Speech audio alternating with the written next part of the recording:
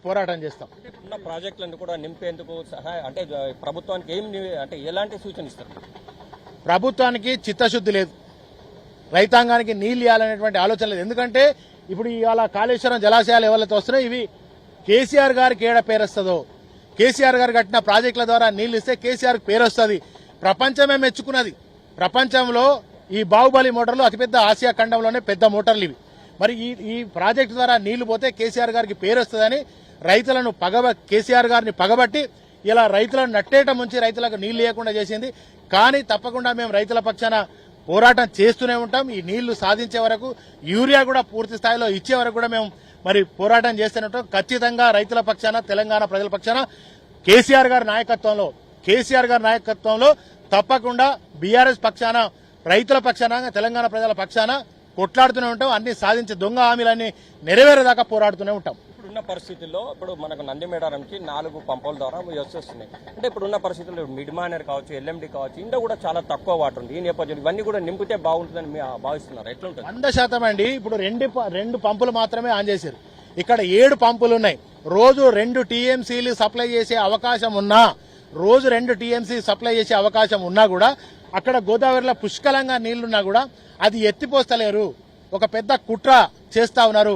కనుక ఇప్పటికైనా ఆనాడు కేసీఆర్ గారు ఎట్లయితే మరి రోజు 2 టీఎంసీలు నింపి, మిడ్మానేర్ నింపి, రంగనాయక సాగర్, అన్నపూర్ణ, మల్లన్న సాగర్, కొండపోచమ్మ వరకు, బసవాపూర్ వరకు కూడా నీళ్లు ఎట్లయితే సప్లై చేసిరో, రైతాంగానికి ఇచ్చిరో, కుంటలు, చెరువులు, వాగులు, వంకలు నింపిరో, అదే విధంగా రేవంత్ రెడ్డి గారి ప్రభుత్వాన్ని నేను డిమాండ్ చేస్తా ఉన్నా. ఉత్తమ్ కుమార్ రెడ్డి గారు ఉత్తర కుమార ప్రగల్భాలు పలకడం కాదు, ఇవాళ ఈ నీళ్లు పూర్తి స్థాయిలో యావత్ రాష్ట్రానికి ఇవ్వండి. మీకు చేత కాకపోతే మేము కన్నెపల్లి మొన్న పంపులు ఆన్ చేయడానికి పోయినా మమ్మల్ని పోలీసులు అడ్డుకున్నారు, మమ్మల్ని అరెస్ట్ చేసి చాలా ఎన్ని ఇబ్బందులైనా, ఎన్ని కేసులైనా భరిస్తాం. కానీ తెలంగాణ ప్రజల పక్షాన, తెలంగాణ రైతాంగ పక్షాన మేము పోరాడుతూనే ఉంటాం. బీఆర్ఎస్ పార్టీ చేసిన కృషి ఫలితమే ఈ రోజు ఈ నీళ్లు వస్తున్నాయంటున్నారు. మరోవైపు చూసుకుంటే ఉత్తమ్ కుమార్ రెడ్డి సంబంధించి చూసుకుంటే ఉత్తమ్ కుమార్ రెడ్డికి నిన్న హరీష్ రావు లేఖ రాసినటువంటి పరిస్థితి. ఎందుకంటే ఇప్పుడు ఉన్నటువంటి పరిస్థితులు ఎల్లంపల్లి ద్వారా కానీ మీరు ఎక్కడైనా నింపండి, గోదావరి జలాలను వృధా పోనీయవద్దు, ఇటు ప్రాజెక్టులు నింపాలి, చెరువులు నింపాలి, కాలువల్లో నీళ్లు ప్రవహించాలి. ఎట్టి పరిస్థితుల్లో మాత్రం ఈ నీరంతా కూడా వృధా అవుతుంది. కనుక ఇప్పటికైనా ప్రభుత్వం దీని మీద శ్రద్ధ వహించాలని చెప్పి నిన్న హరీష్ రావు ఒక ఉత్తమ్ కుమార్ రెడ్డికి లేఖ రాసిన నేపథ్యం. నిన్నటి నుంచి కూడా ఇటు నంది మేడారంలో 3 పంపులు, ఇప్పుడు ప్రస్తుతం గాయత్రి నుంచి 2 పంపులు నడుస్తా ఉన్నాయి. ఇప్పుడు ప్రస్తుతం అయితే ఇప్పుడు చెప్తున్న నేపథ్యం ఏంటంటే శంకర్ గారు చెప్పేది ఒకటే, ఇప్పుడు ఉన్నటువంటి పరిస్థితుల్లో ప్రతి పంపును ఆన్ చేయండి. ఆన్ చేసిన తర్వాత ఇటు మిడ్మానర్ కావచ్చు, ఎల్ఎండి కావచ్చు, అన్నపూర్ణ కావచ్చు, రంగనాయక సాగర్ కావచ్చు, మల్లన్న సాగర్, కొండపోచమ్మ, ఇవన్నీ కూడా నింపండి, చెరువులు నింపండి.